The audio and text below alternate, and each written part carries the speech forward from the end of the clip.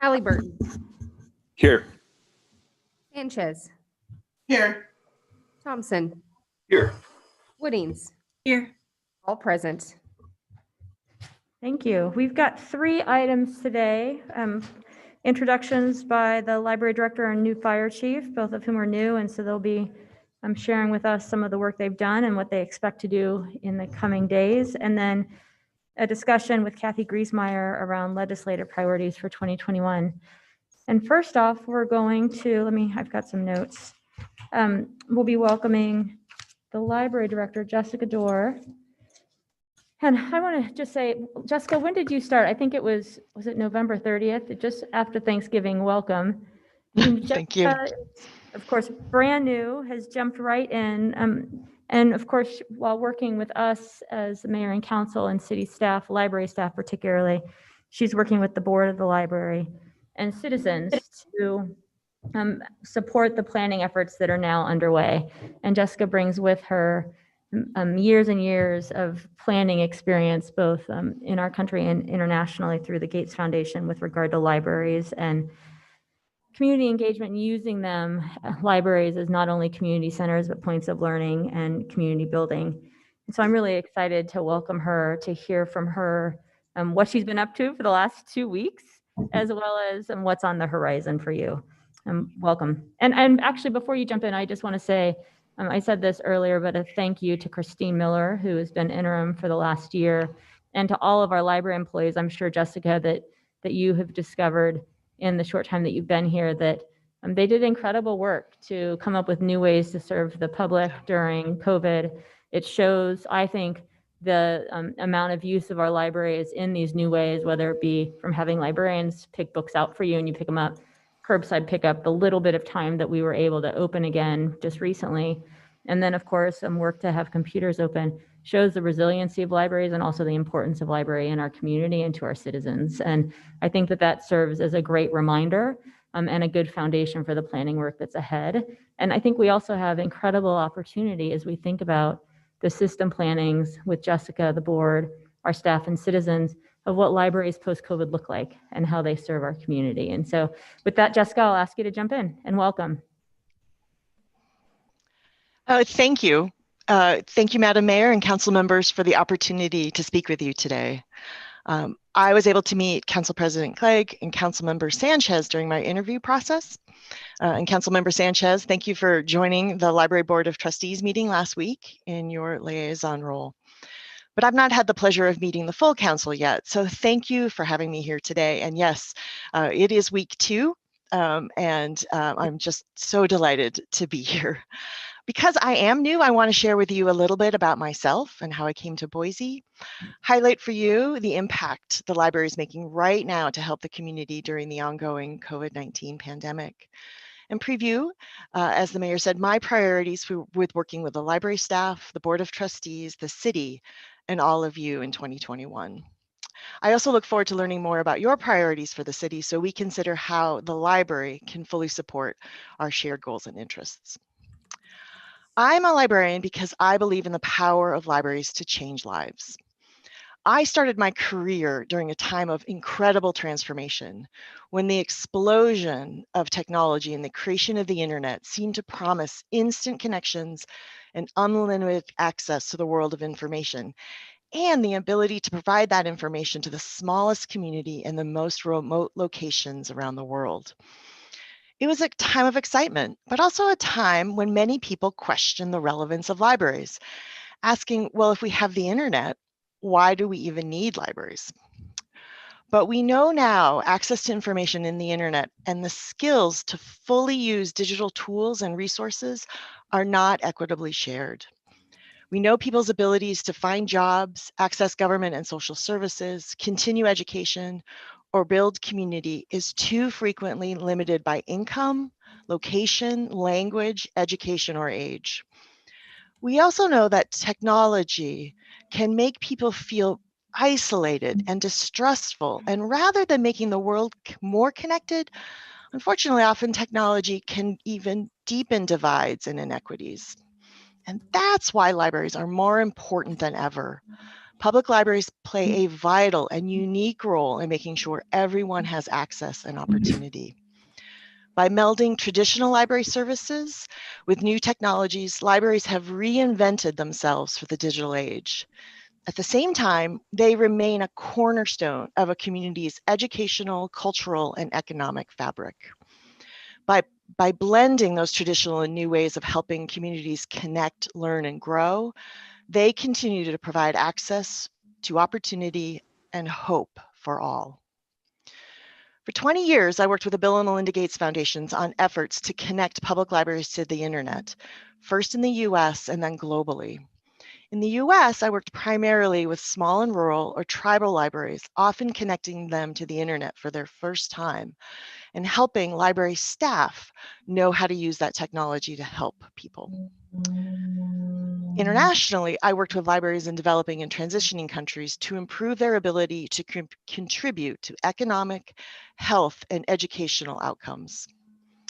I learned that while libraries all over the world might look different in their size, languages, and services, at their core, effective libraries share a deep commitment to meeting their user needs, to making a difference in their communities.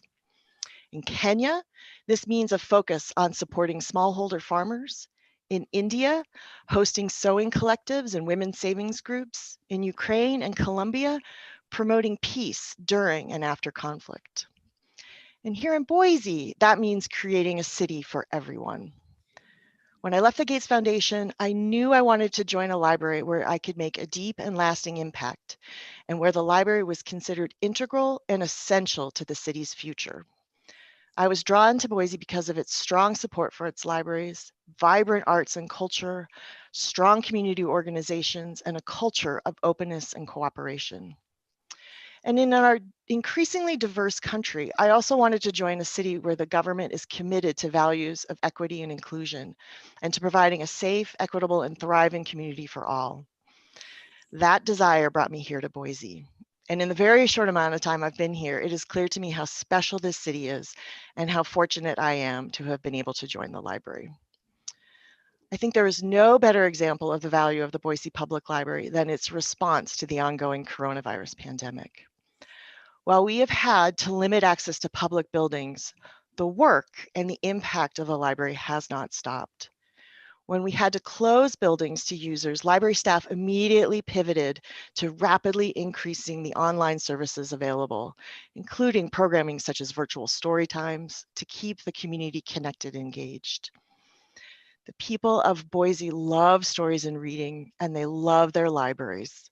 As soon as possible, we moved to curbside drop-off and pickup to safely distribute materials. The community responded wildly. I love seeing the cars at our curbside and the big bags of books that are being delivered by our staff. I've even seen bicyclists lining up for a book delivery at the downtown library, which seems very Boise to me.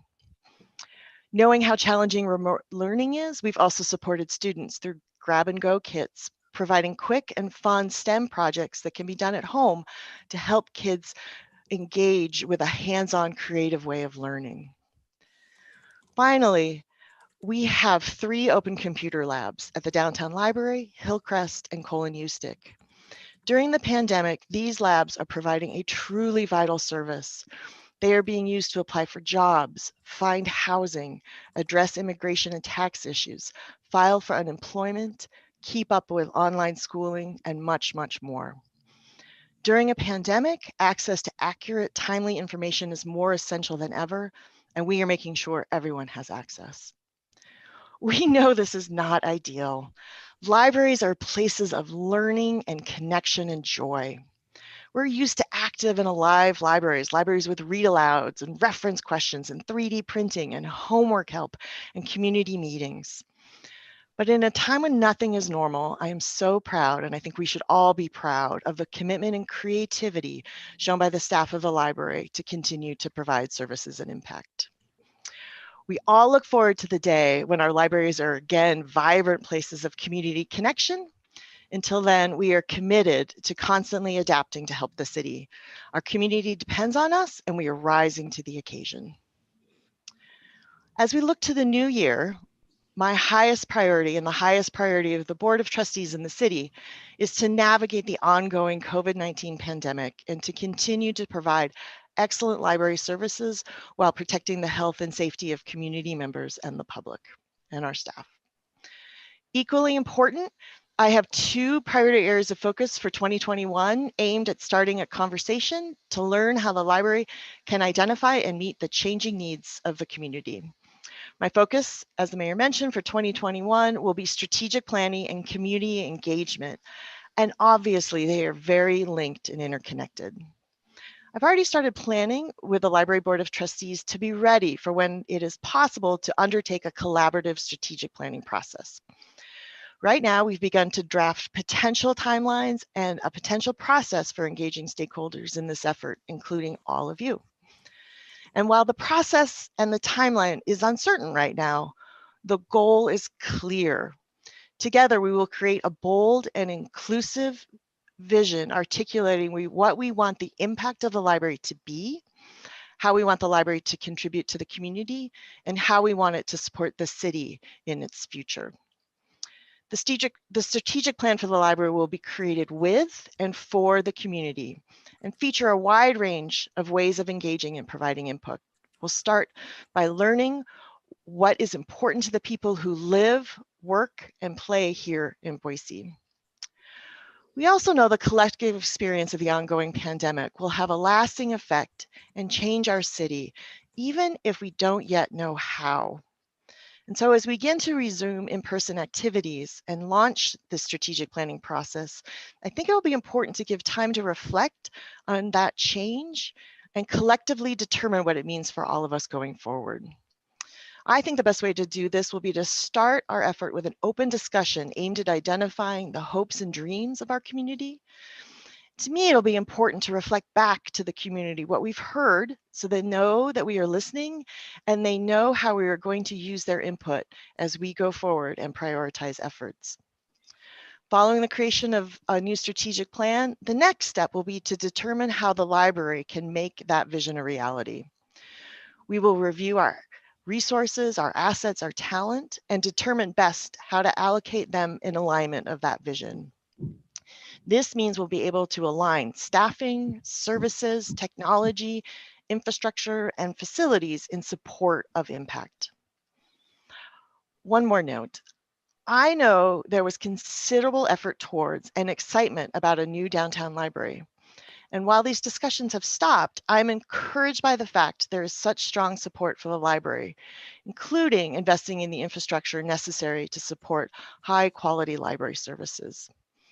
I very much look forward to working with the Board of Trustees and the city on this enthusiasm and restarting discussions about new facilities when circumstances allow. So what can you expect from me? I am a member of a profession that values equal access, intellectual freedom, innovation, and creating a safe and welcoming space for everyone. These are the values I want to be known for personally and the values I want the library to exhibit every day. I value partnership and I want the library to be a strong partner to the city, to the nonprofit, private sector, and educational organizations here. This means I want you to see me and the library as deeply invested and connected in contributing to a city of Boise that allows everyone who lives here to participate, contribute, and dream equally. I want you to reach out to me and know I'm eager to connect with all of you. We have much in common in our commitment to creating a city for everyone. Thank you for your interest in and support for the library, and I would love to welcome any questions or comments from all of you. Thank you.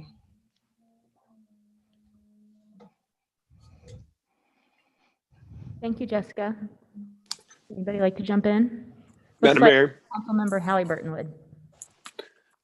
Jessica, I just wanted to say welcome aboard. In 2008, I was starting a nonprofit, the Boise Bicycle Project, and used the library every single Thursday for Resource Thursdays. And this was during the middle of the Great Recession. And it was a place where a lot of people and organizations were relaunching and beginning to fill the gaps in the community. And I expect that we'll see that again as we emerge from COVID-19 and in the middle of what will probably be another recession as well. And so I think that there's great opportunity and excitement to see what this next generation of leaders does. And I'm really excited to have you there at the library to help guide that process. Thank you. Madam Mayor. Yes, go ahead. Thank you, Madam Mayor. Good morning, Jessica. It's good to see you again. Welcome to Boise. Thank you for choosing us. Just to dovetail a little bit on what Councilmember Halliburton said about the last recession, I made use of the library and of the Boise Bicycle Project during that time. And what I love about both those resources is, unfortunately in our society, we shame people who find themselves to be in need of community services. And what I love about our library is that you can go to our public library, make use of those resources, and not feel ashamed, because everybody uses the library. It doesn't necessarily have to be a resource just for folks who are down on their luck. And so for that, I'm grateful. I'm grateful that it is one of those centers in our city that brings people from all walks of life together. And you never know the relationships that can be built as people fellowship and either try to survive and make it through what's happening at the moment, or in Councilmember Halliburton's case, really build on a foundation and take it to the next level in service to our community. So I feel so happy for you, and I feel so happy for us that you're here.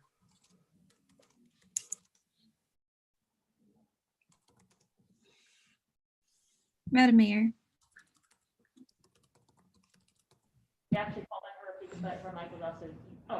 My mic is off too. The council president and I are both talking to each other with mics off. I just called on Elaine, and then Holly jump in after that. Thank you. Well, welcome, Jessica. It's great to have you here finally after a long process. I think Councilmember Sanchez said it well.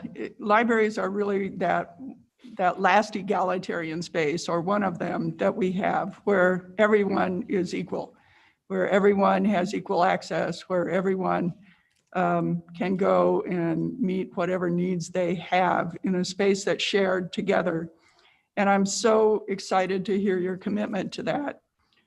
My own grandparents came to Idaho in 1915, and my grandmother helped to establish the first library in Valley County in Cascade.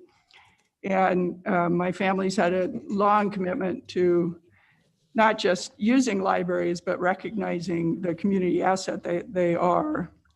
So having said all that, I appreciate that it's going to be difficult to begin the strategic planning process. And yet I think important to have those conversations now, begin to have those conversations now. So I look forward to whatever process it is we can put together, even in these difficult times, to let people in Boise who so clearly care a lot about their libraries, not always in agreement on how to move forward on them, find a way to reach agreement to move forward. And just wondered if you had any specific ideas early on about how to begin that conversation in a conversational way, so that by the time we actually get to the point that we can get together, maybe we will have reached some common ground on some of the issues that have not had common ground in the recent past. Thank you, Council President Clegg. I really appreciate that question because of the challenge that we are all, we do want to have connections in a time when it is hard to make connections. And I feel that really, I feel that every day when I walk into the library, or I connect with library staff, socially distancing, because it is so challenging. And I do think what has been interesting to me is learning about the fact that we are learning to use technology and the tools that we have available in ways that allow us to continue some of those discussions. And I think, you know, that also allows people who may not have been able to participate previously in strategic planning because maybe the time they were at work and weren't able to come to a meeting, or they were, you know, they had childcare or school, and so they weren't actually able to physically come to meetings. I think we'll actually be able to keep some of the learning that we have right now about how we are connecting in, using technology in new ways.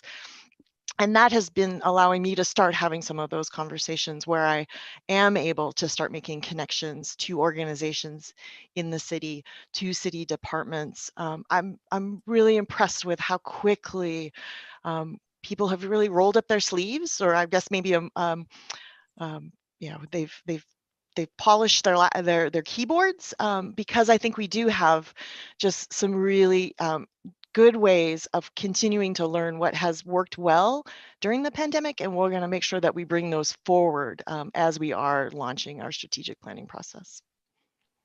Thank you. I'm glad to hear that you're getting started. Go ahead, Council President Pro Tem. Thank you. Hi, Jessica. It's really nice to meet you virtually. I've been looking forward to it for a long time. My family and I are library super users. And I think that the day that the library was open for browsing, my kids, it was like Christmas. They just could not wait. They were so excited. So we did our first curbside pickup again yesterday after the library shut down. And so we're ultra thankful for everyone's dedication to helping us get books and, you know, have great reading material while we're home. Experiencing next level togetherness is what I call it.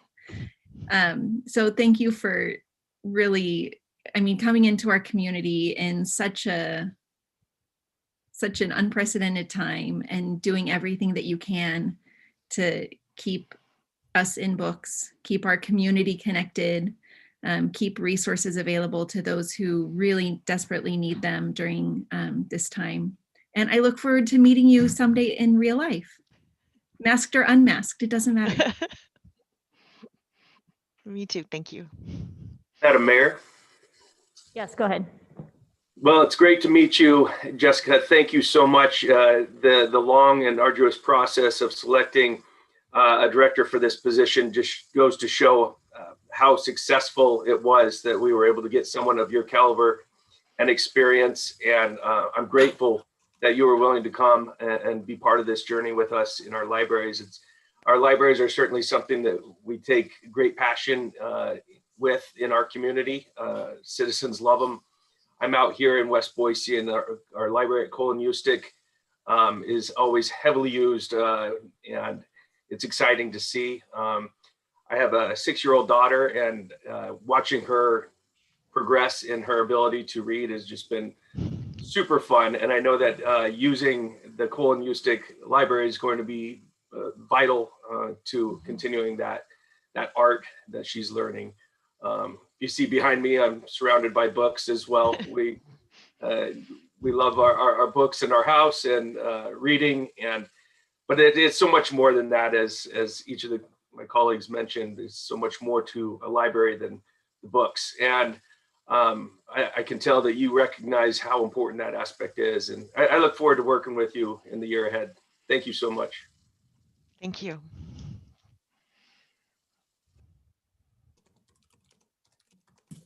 All right. Well, Patrick, were you trying to say something? Nope. Okay. Jessica, really look forward to working with you in the months and years ahead. And thanks so much for joining us today.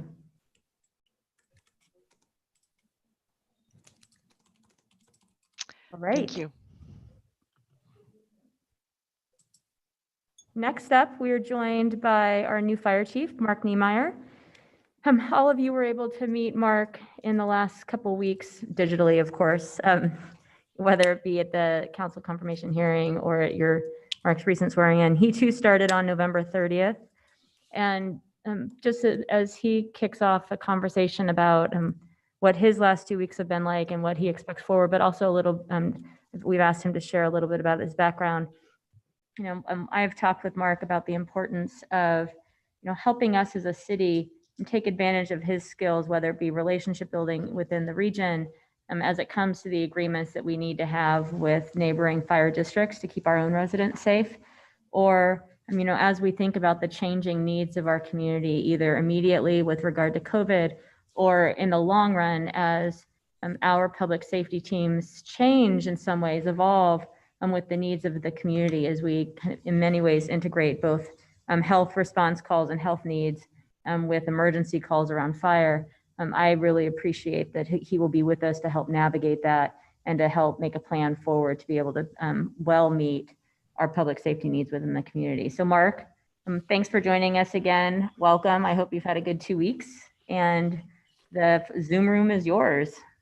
Great. Well, thank you, Mayor, and good morning, Mayor and Council. I don't know outside of budget hearings if I've really had the opportunity to say good morning, Mayor and Council. So this is kind of fun. I'm going to go off script just a little bit and say great job, Jessica. As the Mayor alluded to, Jessica and I came on at the same time. So we are forever newbie buddies to the city. We had a video chat yesterday, and you wouldn't necessarily think that the library and the fire department have a direct partnership, but I believe we do. I was able in my previous employment to go to the library and read books to kids. Because at the end of the day, who doesn't love the fire department? And kids love the fire department. But for us, it's actually a recruiting tool as well. We start at a very young age trying to get young boys, young girls thinking about what it would be like to be a firefighter. And so there's a great partnership there. And Jessica, at some point when we can get back to normal, I look forward to that partnership with the library and the fire department moving forward. So council, as the mayor alluded to, there's a saying, drinking out of the fire hose. And that's really been my first 2 weeks. It's been a big fire hose. As far as meetings and getting to know everybody within the organization, getting to know some of the city processes, and also maintaining and continuing to build the relationships we have with our neighbors and also with our other departments within the city. I will learn through this meeting and many others kind of the battle rhythm that you all would like to see as far as information sharing. Certainly I had that in my previous job, but I'll learn from you all what you expect out of presentations, the level of detail you look for. I tend to keep briefings like this pretty high level because I really look forward to the questions and the conversations that can follow. And then as we talk about more specific items that are very relative and very relevant, there will be a lot more detail in the presentation with analysis and some of the data that we will bring in. So I'll learn that. I look forward to hearing back from you. But I hope the memo also provides a little bit of insight into a little bit more about my philosophies, how I look at challenges, how I look at problems as opportunities, how I look at different philosophies. So I'll go through that. And then at the end, hopefully you'll have some questions and we'll get to know each other a little better, even though it is virtual, which has been one of the most awkward ways to start a new job ever, but we're making it through. So the first item on my bullet point, if you want, the memo is just staff meet and greets. As you can imagine, there's a lot of individuals to meet within the fire department specifically, the executive staff and the command staff.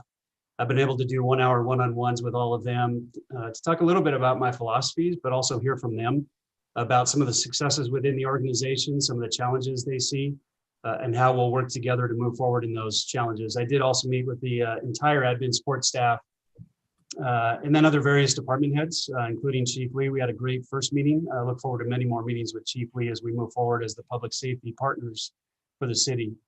Total of about 58 calendar meetings. So again, it's been nonstop. I told Susie I'm up for the challenge, so we'll make it happen, and I know it'll equalize out here in the future. But I've really looked forward to and have enjoyed meeting everybody and getting to know them, because that relationship building piece that the mayor alluded to is something very, very important to me as a leader, is building those relationships within the organization, within the city, and with our partners, and most importantly with our community to move forward. We talked a little bit last week about the fire station master siting plan as part of the comprehensive plan. Certainly that is a priority for us. I fully understand the importance of the Northwest station location discussion. And so that is a high priority moving forward. And I'll talk a little bit about timelines to that. But also beyond just that, looking out at where we are growing as a city and where do we need to plan for and why do we need to plan in those areas? That also includes working with our neighbors. Nothing will irritate the taxpayers more, in my experience, than when we have two stations that are right on a border from separate jurisdictions. So we want to make sure we're working well with our neighbors to plan those fire stations appropriately. First focusing on our community, our citizens and our visitors, but then also in the broader picture, how does that look? So I'll talk a little bit later about the Northwest site plan priority. I did allude to it last week. It's something I'm very committed to, is working with Chief Lee and the police department as well. If we can co-locate and it makes sense, let's move forward with that and let's figure out a plan to do that. I think that brings your two public safety agencies together in the same house to be accessed by the community in the same manner. So I look forward to those discussions with Chief Lee ongoing and see how we can partner on that in the future. I think Chief Gervais, and I just, again, I'll say it, not that I was going to forget, but I want to thank Chief Gervais for all the work he did. It was relatively easy walking into this job on day one, and that's a testament to Chief Gervais. And I certainly look forward to working directly with Romeo. This is something the mayor and I talked about as well. I strongly support professional development and succession planning. And if Romeo wants to be a fire chief someday, as well as anybody else in the organization, I want to help them get there during my time here. So again, thank you, Romeo, for all the work you did, as well as the rest of the staff that kept this department functioning at such a high level. But one of those items that I know Chief Gervais has mentioned all of you before is the fire department standard of cover. And what that standard of cover is really a community risk assessment planning tool. It also looks at our response times, as well as future station locations, as well as considerations that we need to look at from a planning standpoint to meet the risks of the community. ESCI is the consulting firm that the fire department hired. They do most of the fire department consulting work around the country. I've worked with ESCI before. I have read through the entire draft of the report, and quite honestly, I'm not satisfied yet. So I'm pushing back on the consultants a little bit more. I don't think it's deep enough. I think there are more risks that we need to talk about to have a plan for. So the timeline might be extended out a little bit to get that plan completed. I'm okay with that. We are paying good money for that plan that they deliver on their end, and it's a plan that we can all get behind and support. So I'll be looking to work with the SCI and the staff on that moving forward. Our DEI work, I did participate in the EMT workshop last week. Really impressed, and I just want to tell you I fully support this effort. I was able to actually stay online with the consultants after the directors, the department heads jumped off. I had some very specific questions about any fire department work they had done and thoughts they might have, and I was really excited to hear that they had done some work in Minnesota in this area. So very excited to continue to engage in that. I've met with our staff that is sitting as part of the steering committee. I'll be working with her as we move forward. I also last night received a 74-page document from Boise State University that Chief Brad Bolin had requested, and I understand some of you were involved in that study, in that analysis. I read through that last night. This deals specifically with how we encourage and continue to promote women in the fire service, something I've been very passionate about as a fire chief over the last 10 years. As you all heard at my confirmation, I have a personal tie to this. My wife has been in public safety her whole career. And so I've seen some of the challenges she has gone through over the years in a fairly male-dominated industry. And so I read through this report. I think there are a lot of great ideas. As I understand, some of these we're already doing in the fire department, and some of these are going to offer up new opportunities for us to engage. So I'm looking forward to adding that into this conversation. But again, just to let you know, I do support this work and I look forward to this work. The fifth item is budgets and priority-based budgeting. So walking into what we're experiencing right now with regards to revenue, taxation, and some of the budget challenges. Luckily, I was prepared for that because I was right next door. So I was familiar with some of the challenges we were facing here in Idaho with regards to that. But beyond that, I did help in Meridian to bring the idea of priority-based budgeting to the city. I support that for this reason. Priority-based budgeting forces you to look at your programs, forces you to look at the efficiencies of your programs, and then ask yourself, should we still do those programs or not? And if we should, how do we make them better? How do we find efficiencies? I love finding efficiencies that result in cost savings as the bonus to it, if you will. Probably not the right word, but looking at our processes and finding efficiencies that can lead to cost savings, I think is a great way to look forward. So I support that priority-based budgeting work, looking at our programs, making sure that they are what the community still wants and expects, and then how do we continue to be efficient in those. Certainly the challenges we face moving forward into FY22 and the budget with regards to taxation and revenue. I'm ready for that. Our department is ready for that. We're ready to be a partner in the city to make that happen. The 6-item contract negotiations, I understand we're going to be going into that. Just briefly want to touch on this and how I view those and really what I try and aspire to. And that is really understanding the why behind the differences. It's no secret, and I've had great conversations with President Bizzano about this. There are going to be times we have differences of opinion, and that's okay. That's the way the business works. But making sure we maintain a relationship to those differences and understanding the why behind each other's asks are very important. And so I'll be working to understand the challenges that we face moving forward and seeing how we can come together on those. With COVID specifically, I just have to say I am very impressed with the fire department operations and the level of communication occurring within the organization with regards to COVID. Our firefighters, our fire inspectors are on the front lines of this. They are going out and engaging with people who are potentially sick, who potentially have the virus. The amount of communication happening, I was very pleasantly pleased with. I don't know if surprised is the right word, but definitely pleased.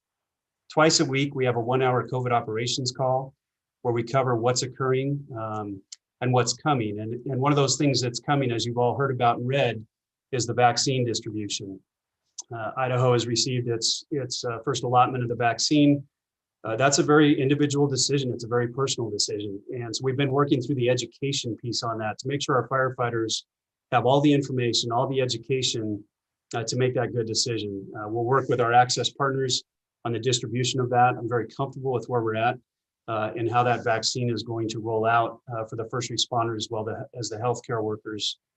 But beyond that, we know that this is a long marathon. I think, Mayor, you alluded to that in opening comments at council last week. The vaccine itself will not change our operations. We will still wear face coverings. We will still socially distance. And when we respond to medical emergencies in which we are potentially dealing with people with this virus, and that the dispatch center has done a great job of screening that for us, we will still be taking all the necessary precautions. So this really is still going to be a marathon for us in the fire department as far as first responders.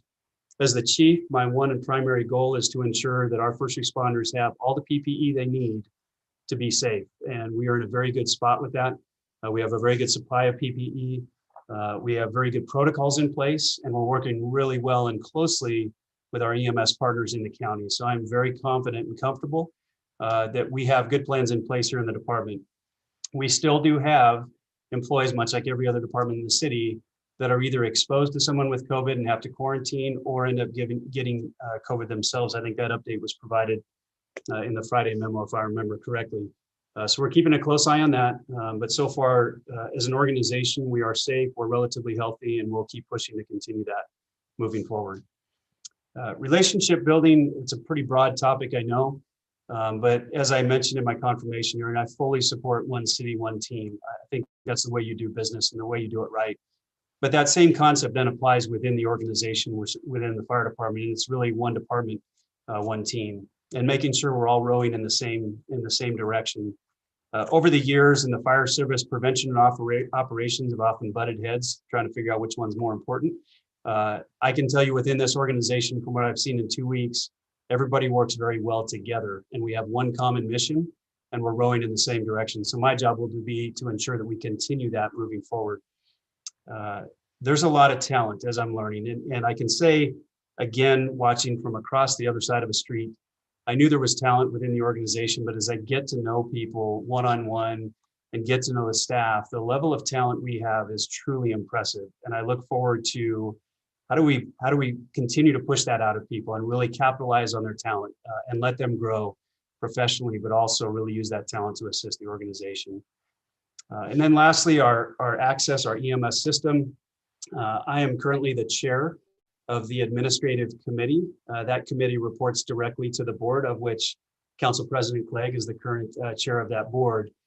So I will continue that work. I think that's important work. EMS is a majority of what we do. And so that work is very important to continue to work collectively with our partners in Ada County. As you know, Chief Rain left our department and went back over to Ada County to become the chief of Ada County Paramedics. So making sure we work together with them, but also within the department, making sure that our EMS delivery to the citizens is what they expect and what we want it to be. So I'll continue that work. We do have a board presentation in January in which we are going to be talking about EMS standards as an EMS system. So the board will hear that moving forward. A couple of significant timelines moving forward. The Northwest Fire Station site location, as we alluded to last week, we will present that to you no later than March 1st. I hope to do it before then. I've been in contact with both city staff as well as external partners that we talked about already. Chief Lewis, we have another meeting set up. I've had some engagement with some of the neighborhood association members via email. Certainly at some point look forward even virtually to meeting with them and to present a plan that makes complete sense. As I alluded to last week, I've had experience in this. You want to put concrete in the ground, making sure it's the right location, that 10, 15, 20 years down the road, it's still the right location. You don't want to, there's no do-overs in this. This is a big capital project.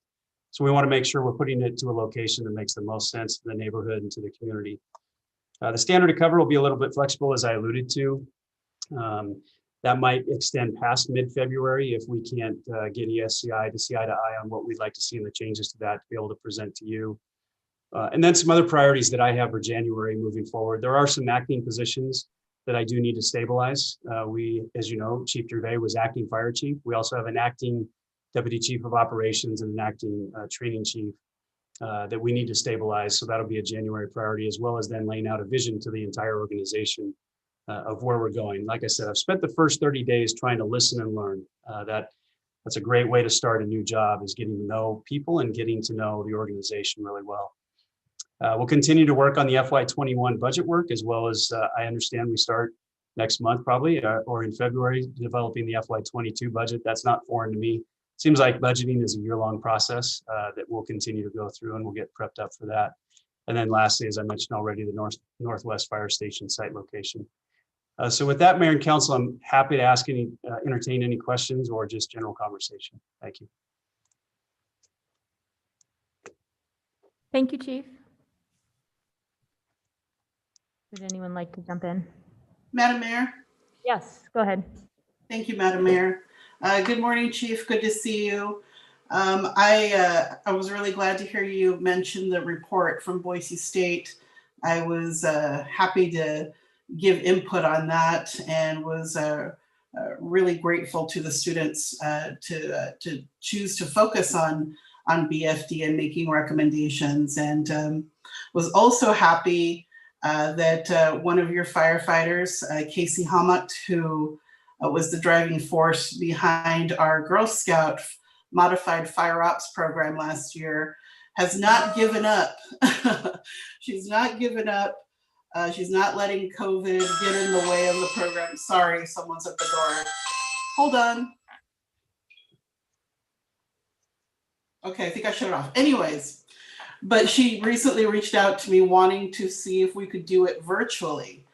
And that's just a testament to the staff that you have, is you've got people who are willing to find a third way of moving forward. And so I officially welcome you again, and I look forward to getting to know you better. I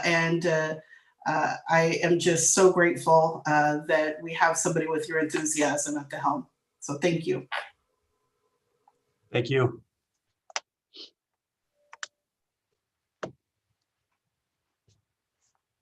Go ahead. Madam Mayor, thank you. Well, thanks for being here, Mark. As Chief Niemeyer mentioned, I am chair of the Access Committee, which is the group that manages the joint powers agreement between all of the local responders in Ada County on our EMS system. And Chief Niemeyer has been a really good participant, very valuable member of the staff that works with that group, and look forward to having those kinds of skills in the fire chief here in Boise. And welcome. The hard work will be ahead of us, especially in locating those 2 new stations and responding to the standard of cover study and figuring out what that means for where we are today and what we need to do to respond to it. But looking forward to that. Thanks.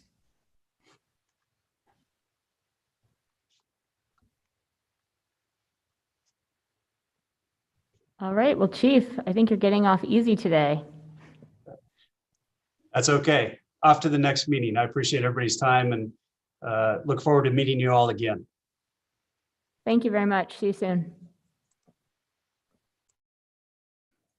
Okay, and next up we have, I believe it's Kathy Griesmeyer. I can't see. Yes, there she is. Hello, Kathy. With us today to talk about legislative, oh, you're muted, I think, or we can't hear you. To talk about legislative priorities. I think all of you had the well, maybe not, because we hired Kathy during COVID. So I'm not sure if each of you has had the opportunity to sit down and talk with Kathy directly, either in person or by Teams. I encourage you to do so. She's leading our government affairs work. And so not only is that legislative work, but federal work. She's supporting my efforts as we work with the incoming federal administration and transition, and of course, a lot of the regional efforts underway. And so with that, I'll just ask Kathy to move into a conversation about the priorities of the city, what she expects to see out of this legislature, and then I'll wrap up with a couple of things on items of importance for the city. Great. Good morning, Madam Mayor and council members. I hope that you can hear me. Again, my name is Kathy Griesmeyer. I'm the Government Affairs Director for this city, and I'm really honored to be here to present to you all and give you a quick snapshot into what we are anticipating come January 11th when the 2021 legislative session kicks off. I did prepare a PowerPoint presentation, but I'm not seeing, let me get that pulled up here so that I can share it with you all. Able to share. And Oh, there we go. Great. hopefully, if someone could just give me a thumbs up or a heads nod that you can see my PowerPoint, great. Thank you so much. So just want to give you a quick rundown about what we're anticipating come the 2021 legislative session, but also I want to give you a little bit of a snapshot into my work and my role at the city and what I've been doing on behalf of mayor and council and the public to kind of prepare and put Boise in a positive position come the start of next session. So as I've come on board, as Mayor mentioned, I was hired at the end of April. So I'm another one of those COVID hires who has been working and coming on board during the pandemic. So I've been working pretty diligently with our state and contract lobbying teams to get up to speed on what happened last session. I've also been working around tracking what's happening at the federal level, primarily around recovery efforts for COVID and financial relief for the city and how we can hopefully pass some of those dollars on to the community as well. Moving forward, as we jump into 2021, we'll have a 3-person lobbying team for the city. So myself, and then our 2 contract lobbyists, Elizabeth Kreiner and Liz Hatter, who work with Veritas Advising. And then we'll also be coordinating internally with appropriate city staff from legal, finance, communications to make sure that we have an appropriate response situated depending on the issue that might be coming up. And then as session kind of continues to develop, my hope is to put together weekly memos for council so that you all have an update around bills that we're tracking, positions that we're taking, potential impact for the city so that you're aware kind of week by week. My hope is to get them out come Friday, might be a weekend memo, but definitely week by week, you'll have some updates. And then I've also been working with the CE team to put together a web page for our legislative work as well so that the public can continue to track also how we're engaging so that these updates can be readily accessible for the public. I'm hoping to have that web page launched by the end of this year, very early January. And it also includes information on, elections, how to get in touch with legislators, resources that the public might find really useful in engaging in government. And then I forgot to mention, if you have any questions as I'm going through my presentation, I am more than happy to pause and take questions. that don't feel like you need to wait until the very end to ask questions if you feel so inspired.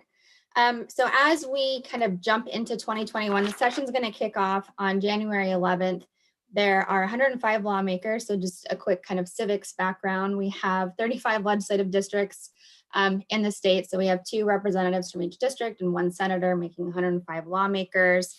There's pretty significant turnover, both in terms of House members moving into the Senate and several new legislators overall. So we have 25 new lawmakers coming in, 6 in the Senate, and then 19 in the House, and then 6 new legislators in the Boise area. So we consider those folks who have a sliver of the city of Boise within their legislative district to be within our area. With COVID kind of top of mind for next session, Legislative Services Offices has done a pretty remarkable job in providing and installing remote technology so that members of the public and other folks who engage in the legislative process can engage in a remote process. At this point, though, we don't know of any delays that will be happening with sessions, so I'm anticipating Monday, January 11th, Governor will give a State of the State address, and then we'll dive right into session as it normally continues. Our lobbying team is working to make sure that we can balance both being there to address, city needs, but also preserving our own health and safety. And so as things continue to develop, depending on how COVID develops in the interim, we'll certainly be making adjustments, but know that that's sort of the game plan at this point for session moving forward. And then we've had some really positive meetings already with our Boise lawmakers and key members of the Property Tax Interim Committee, which I'll talk about more here in a minute. Just working to get myself acquainted with my new role, also making sure that they're meeting with the mayor and kind of understanding some of our priorities as it relates to what we're prioritizing for next session, also COVID relief within the city and things of that nature. So moving forward, we did have some leadership changes as well at the legislature. So you'll see lists here of both House of Representatives, their majority and minority leadership positions, as well as in the Senate. The House has not changed predominantly as it relates to majority party. We do have a new assistant minority leader, which is Representative Lauren Nakachea, who is out of District 19 here in Boise. And then the Senate had a pretty big changeover with the previous pro tem, Brent Hill out of Rexburg retiring. So we have Boise's own Senator Chuck Winder, who is now the pro tem, which we've had some really positive meetings and have been meeting with him throughout the summer and fall. Senator Kelly Anthony over from the Burley-Oakley area as majority leader, Senator Abby Lee from Payette as assistant majority leader, and then caucus chair Mark Harris, who's from Eastern Idaho as well. And then we have a couple of Boise lawmakers serving as assistant minority leader and caucus chair, both with Senator Burgoyne and Senator Janie Ward Engelking. And then also new committee chairs moving forward. The asterisk denotes who has a new leadership position this year. I think the two that are most prominent, at least as it relates to city-related issues, would be State Affairs with Representative Brett Crane, who State Affairs oversees a number of issues about voting rights and election-related issues is a pretty big one for State Affairs. And then Representative Stephen Harris moved, who used to be Chair of State Affairs, over to Revenue and Taxation, which is where property tax is often discussed. So those are some of our kind of top of mind committee chairs that have changed this last year. And then kind of jumping forward, this by no means is a comprehensive list of things that we anticipate to work on come January. There are always a handful of surprises that pop up as session continues to develop. But at least at this point, here's a pretty good summary of where we anticipate the city to be engaging on issues. I think first and foremost, a lot of the discussion we're hearing is around limitations on health orders or local government authority. Certainly have been seeing that there are a handful of lawmakers who have already publicly shared come first day of session, they have a number of bills aimed at restructuring or reassessing emergency health orders and powers, both for the governor, but we also fully anticipate that that will envelop local health districts, counties, and potentially cities. No specific bill language at this point, but certainly something that we're watching very closely since we know it's been such a large political discussion since the pandemic began and has only continued and in some cases intensified. And then related to police disciplinary records, we know that the Innocence Project is working potentially on a bill to require disciplinary disclosure, of police disciplinary records. And so I'm working with the Idaho Chiefs of Police and Chief Lee to review language and discuss, but certainly something that's moving and that we might anticipate to see come January. No surprise here, the biggest issue that we're anticipating that we'll be spending a majority of our time on is around property tax.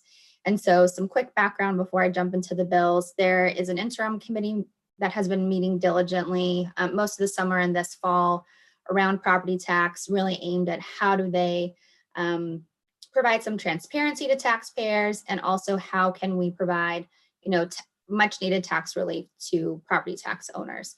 A lot of the conversation, there were presentations by, local business groups, the Association of Cities and Counties. And at the very last meeting in November, this interim group ended up voting on 3 specific bill proposals that they want to see moved forward to the germane local government and rev and tax committees come January. And so here's sort of a quick outline of them. The first one is a budget transparency bill that would require all local governments to submit specific budget and finance information on an annual basis to the Idaho State Controller's Office. And then that information would then be uploaded and provided publicly on the State Controller's Office website. Certainly budget transparency is something that the city is already doing and doing well. We have budget hearings, we have, we're launching our own budget dashboard and have been working very closely with the finance team. And so we anticipate that this is something that will move forward. It has pretty broad bipartisan support. And we certainly have an opportunity to work with the Controller's Office to help make sure that there's alignment around, information the cities are keeping and how we can make that accessible to the public. The next bill that's moving forward is a bill that would limit the amount of time local governments can have cash reserves on hand. And so for a cash reserve account, you could keep 3 months of unassigned funds, and then for a rainy day fund, only 1 month. This bill, I'm hearing, might have some changes to it as it moves forward come session, but that's another thing to keep an eye on. And then the biggest one that's been getting sort of the most of the conversation at this point is around changes to the property tax revenue formula. And so what this bill would do is tie growth to the consumer price index. And once you reach that CPI amount, and then you add in new construction, annexation, things of that nature, the total formula could not exceed 4%. If a city were to propose a property tax budget that exceeded 4%, then that budget would need to go to a vote by the public with a 2/3 majority vote in order to move it forward. Lots of conversations are being had on this bill because of its implications with, say, urban renewal districts. Also, oftentimes, consumer price index doesn't necessarily match up with the cost of revenue, or the increased cost of services the city is providing, say, for public safety, which is a large percentage of the city's budget. And so we're working to provide some additional information to lawmakers. And then, of course, additional solutions. The city, in all of our meetings with committee members and Boise legislators, we have been diligent in asking that the legislature look at re-indexing the homeowner's exemption, because we feel that would be the most immediate way for taxpayers, to see immediate relief on their property tax payments. We're also encouraging that lawmakers look at the circuit breaker, as well as supporting development impact fees in partnership with the Boise School District and other local school districts as well. And then the other piece related to housing, nothing specific at this point, but certainly hearing some renewed interest in our energy building codes, and some folks from the builders associations who have some issues with the potential costs in their estimation, and potentially looking at what might happen as a response to the EV charging ordinance that was just passed, I believe, within the last 2 weeks.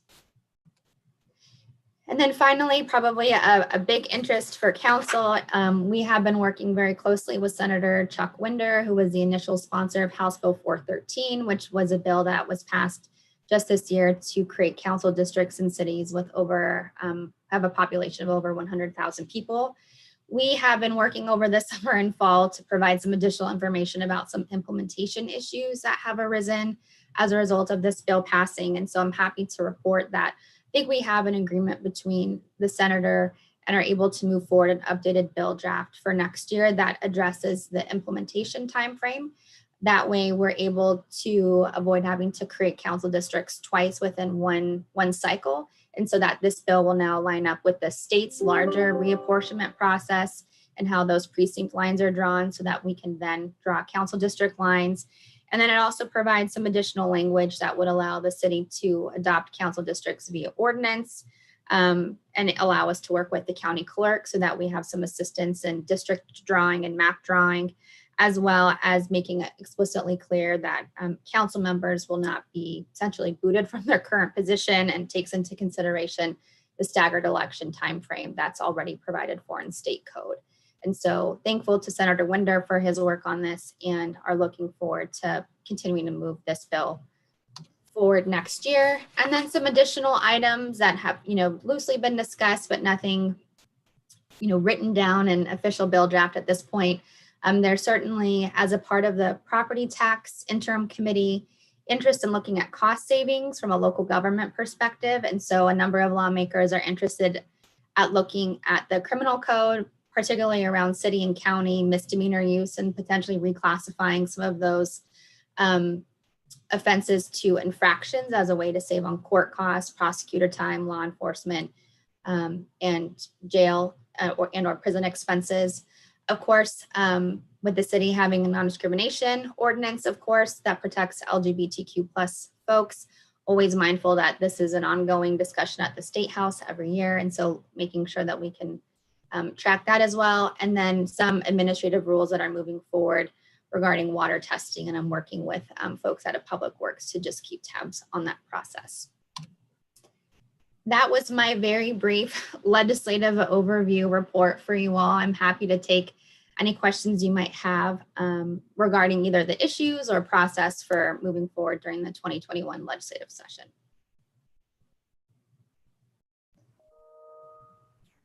Madam Mayor. Thank you, Kathy. Yes, Councilman Bajent. Kathy, nice to see you. You're in the same office where I met you back when you first came on, so it's good to see you there. I've gotten a few questions from constituents about last year's House Bill 413, the council districts bill.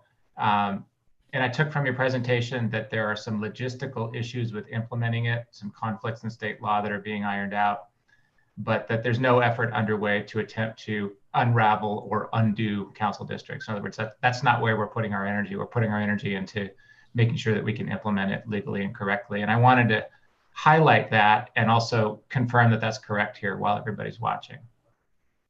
Yes, Madam Mayor and Councilmember Bajent, that's correct. The updates that I'm reporting on are meant to help ensure that 413 can be implemented as the legislature wanted to see it implemented, given its passage and it being signed by Governor Little. These changes are just really meant to clarify some questions that were originally raised during the original movement of this bill just this past session, but upon passage, realizing that there were some technical implementation issues. And so on our end, wanting to ensure that we're meeting the intent of the bill, but also that we're able to make it workable for cities and avoid, I think, some of the unnecessary costs that may have come with having to draw council districts twice within a 1 year cycle. Thank you. You're welcome.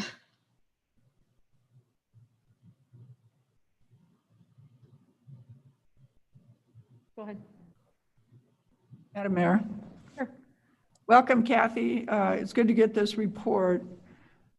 I guess as the property tax bills, my question is, as property tax bills come forward, what's going to be the process to have us weigh in on what might or might not be being talked about? I know that I have some significant concerns about the last two bills. I think you do as well. I think there is certainly some ways to work on the first one that will make it a really good thing for taxpayers to be able to understand budgets better and look forward to that. And of course, we don't see anything that really gives our taxpayers relief in terms of equalizing the tax burden between homeowners and other taxpayers back toward the other direction. So I just wanted to understand as this moves forward, what process we'll use to take a position or not take a position or give you input. Great, Madam Mayor and Council President Clegg, thank you for the question. As we were tracking the interim committee over the summer and fall, we worked really closely with the finance team here at the city. So working very closely with Eric Belmoria, the city's senior budget manager, and his team to better understand the financial implications that the proposed bills may have had on the city.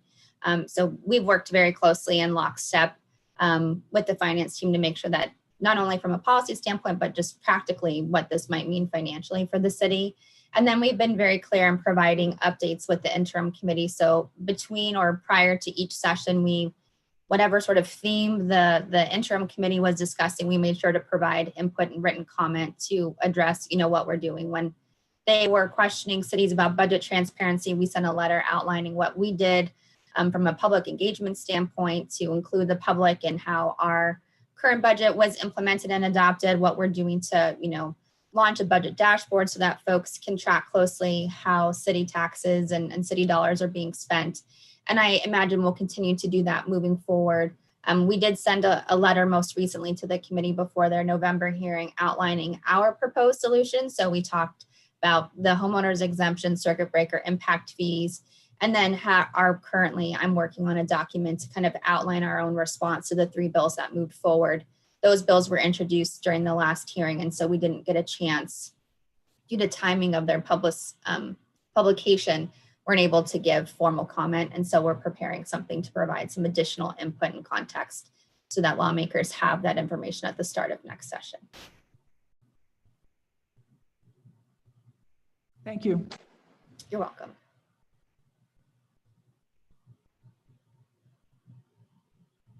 All right, well, I just want to say a couple of things. I really appreciate the work Kathy has done with interim committees and in the interim since she joined us in late April.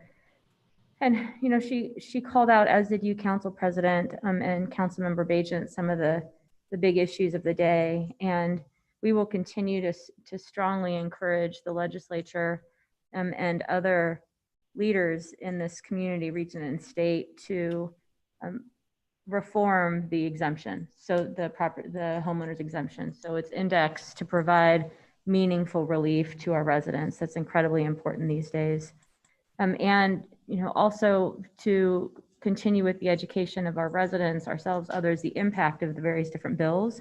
We want to be very transparent with that and provide help, support, and partnership to other communities that are trying to do the same, so that residents understand the impact of decisions being floated, decisions that might be made.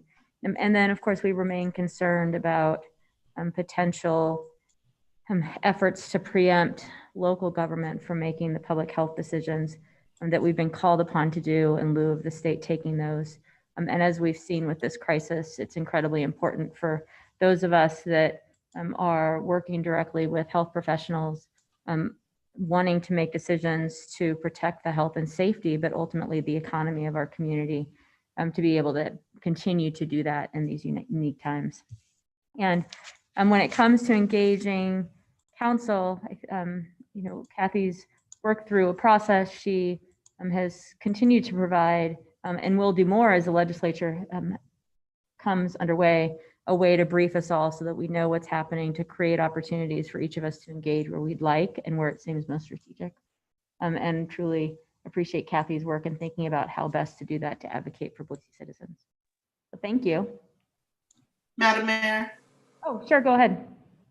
Thank you, Madam Mayor. I just wanted to thank Kathy for her work on the steering committee for the DEI work that we're doing here at the city, and also thank her so much for being a great partner in helping us navigate the latest piece of legislation that we're working on to protect the renters in our community.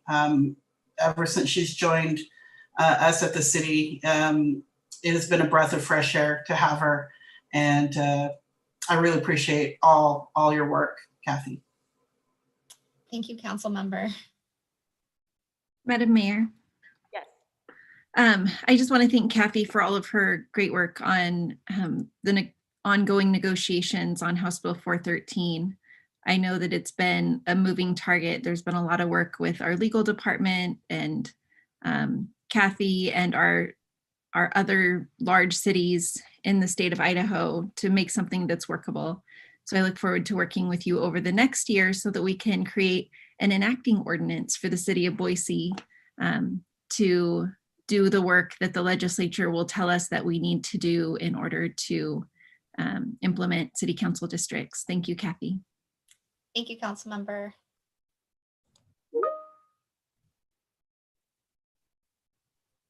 And as the legislature as we wrap, as the legislature likely comes to town, Kathy gets to business, I hope in many ways able to represent our residents and our city through Zoom so that she remains safe and healthy. I think she's gonna need lots of her favorite candy, which is different kinds of gummy, chewy things. So I was gonna say chocolate and wine, but actually we're gonna try to keep you going with the sweet treats that you like, because really appreciate the work and the winter will be long. Thank you, Mayor. I appreciate it. All right, well, that wraps us for the morning session. We'll reconvene. We've got a little bit longer than expected, reconvene at noon for our regularly scheduled city council meeting. Thanks everybody for joining us by Zoom this morning.